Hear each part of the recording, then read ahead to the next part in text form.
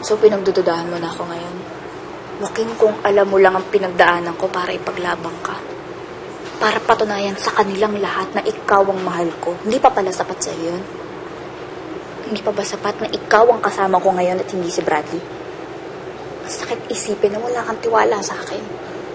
Ang hirap ang mahal ng isang taong puro pagdududa ang nasa isip.